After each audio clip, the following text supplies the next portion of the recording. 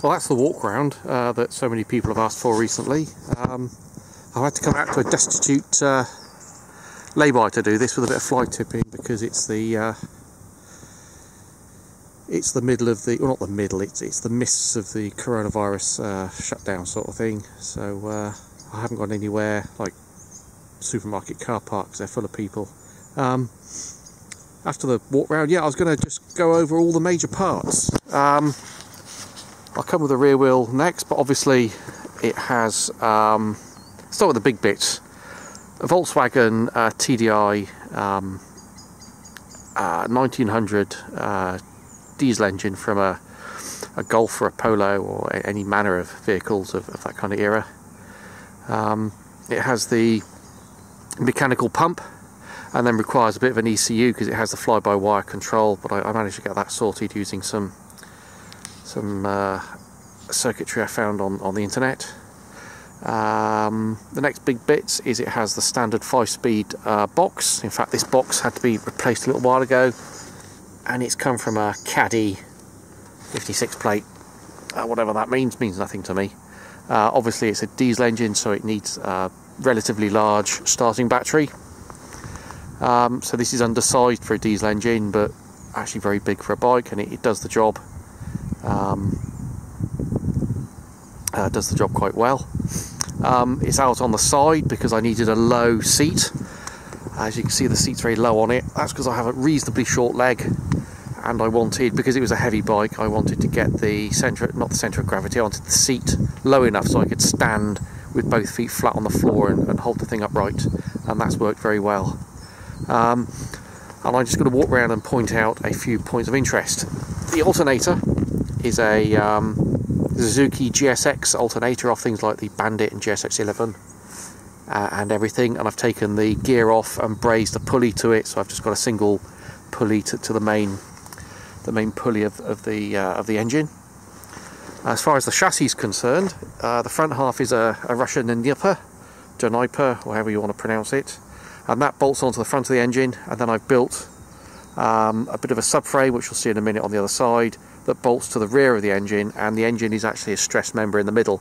That's why for a 1900 engine and car gearbox in a motorbike, it is, as, even though it's massive, it is as compact as it really is.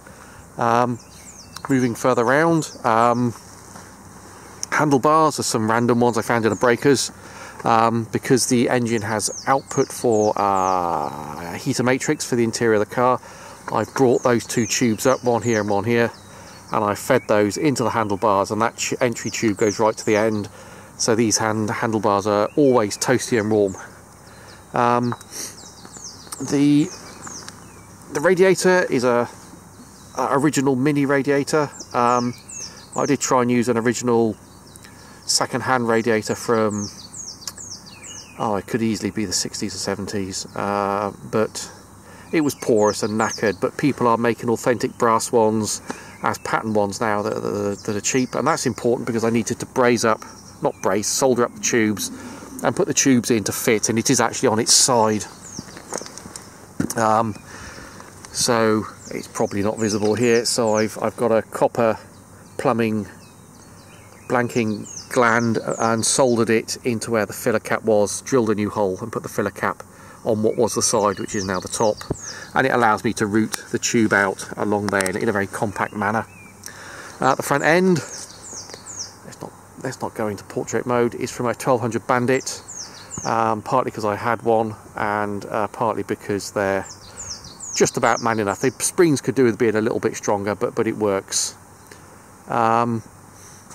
Keeping the clockwise motion in action. The intercooler, it probably worked perfectly well without an intercooler, but I found an intercooler off I think it was a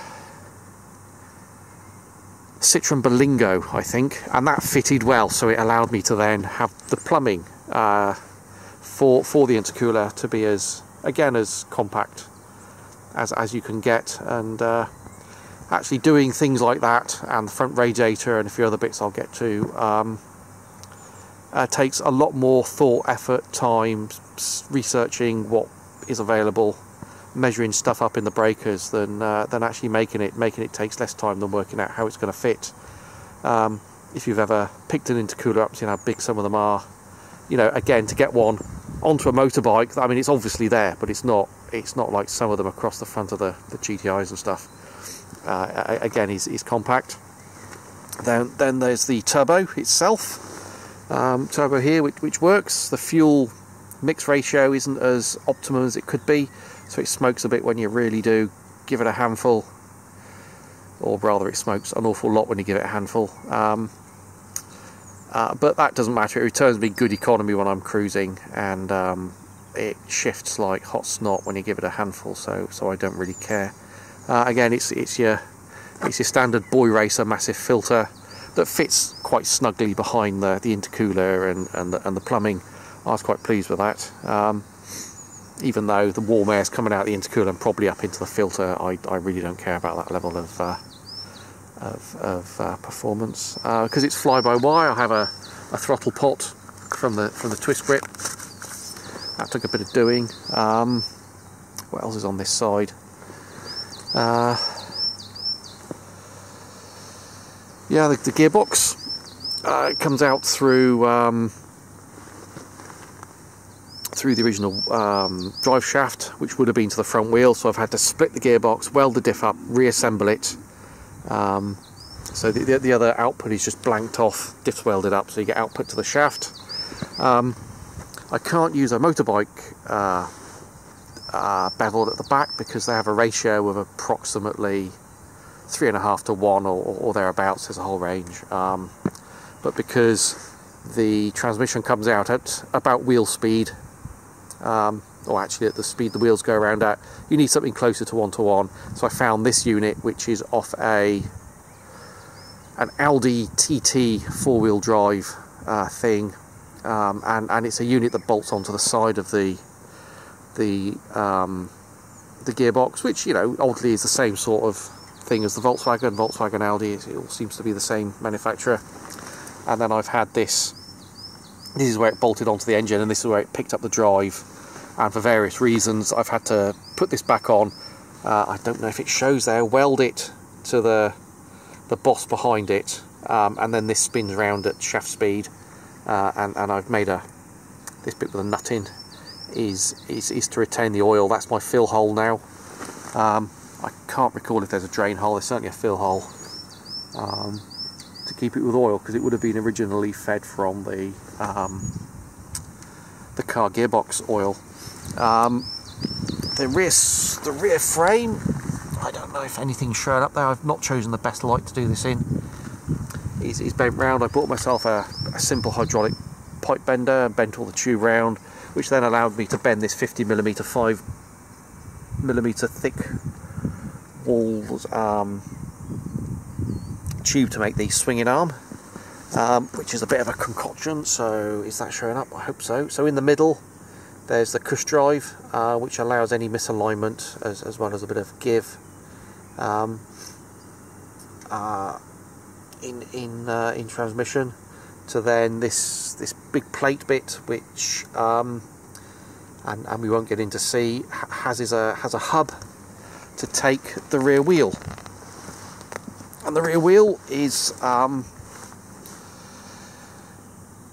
from a Ford ST170 hot hatchback. It's the standard edition alloy space saver rim that is supplied with the car. You can get these for about 30 quid off eBay when you don't mind waiting a few weeks for a good one to crop up. I did plenty of research on tyre sizes and found out that the actual diameter of this which is 16 inches, I believe. Yes, 16 inches is within tolerance of the diameter of a 16-inch bike tyre. The bead profile's different. Sorry, the lip profile's different, but it seems to fit. But the actual diameter matches for 15-inch car and motorbike tyres, and for 17-inch motorbike car tyres, they're just not compatible. The diameter of where the tyre beads up on them is incorrect, and that took an awful lot of reading to to find out. There's lots of misinformation out there, and too many people going, oh yeah, it'll work, mate, and you're going, well, how can you tell me? But yeah, if you look up the actual diameters, you can get that. In the middle, so I was ranting for a minute, monologuing in the middle, because it's a 4-stud pattern. The hub I've used is off a, oh, it's a Volvo. It's a small 4-wheel drive Volvo. I forgot the actual designation of it. 4-stud. So it's the front hub off that, and the stud pattern is the same, but the shoulder of the centre part, I can't, it's got a name, is a couple of millimetres off, so I have to put the hub on a lathe, turn it down so the wheel fits, because that shoulder apparently is load bearing if you speak to an automotive engineer. What have I missed? The suspension. The suspension, so the swinging arm comes in, there's a lever on it that goes straight up, and I don't know if you can see there's the nut about there, and then I've got a coil-over spring that is horizontal under the seat. And I had some help from people who've designed Formula Ford, I think it is, performance cars, race cars, and they gave me some numbers which were totally wrong. So I found a spring. Luckily I got in touch with someone who was shutting down a bike workshop, and he basically gave me all his leftover springs from all his projects, because he was shutting up shop for retirement.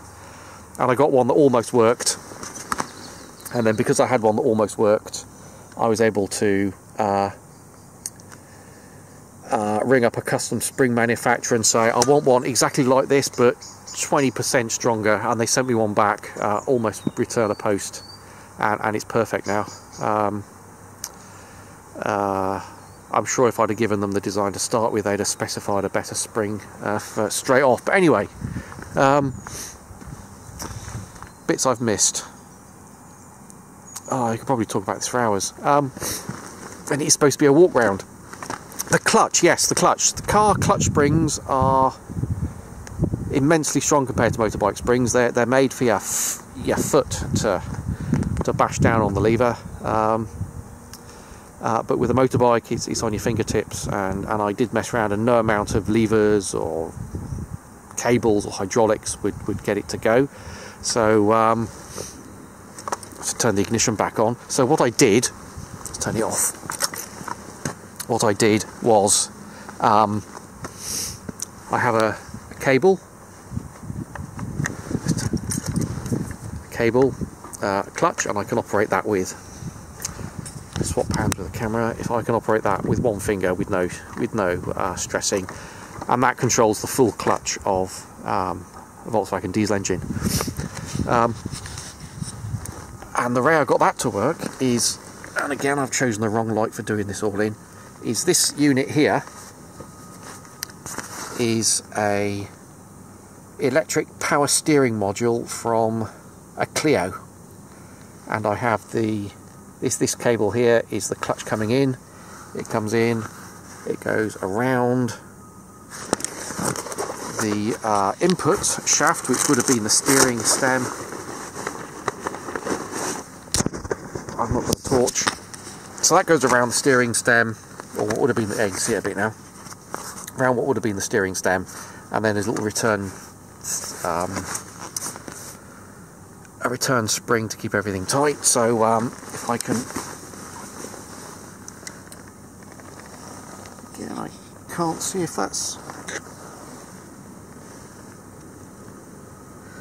I don't know if that's in view, but if I operate the clutch now, you can see the cable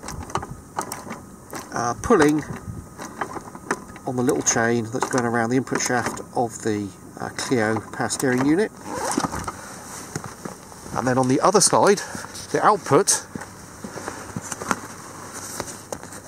we have the output which would have gone down to the steering rack, a rod that goes to the hydraulic master cylinder to the clutch. And if I can hold the camera and lean over, I can't see what it's aiming at now. Oh, there it is. Then if I pull on the lever, you can see it's working there. And I did some calculations for that, and it pushes with about 120 kilograms on the end of that, with just the fingertip force to start with on the lever. And that's basically all the important bits.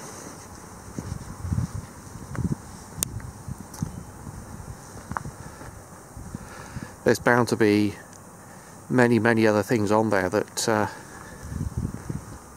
I simply have not recalled for a quick walk around and a chat and point at the important bits.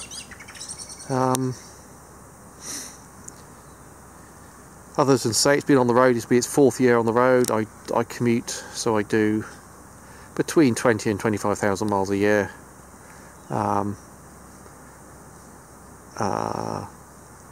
It's let me down a few times, as you would imagine a vehicle built from bits that were second-hand to start with, and the fact that some of it is just doing things it was never meant to do. But that's it. That's my 2 litre or 1900 turbo diesel motorcycle.